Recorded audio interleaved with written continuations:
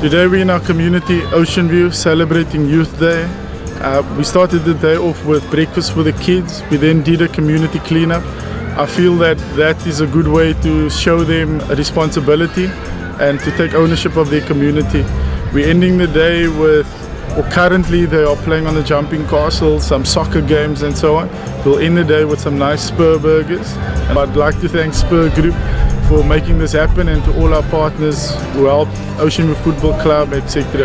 And I believe we can do this annually and make it bigger and bigger. Thank you once again.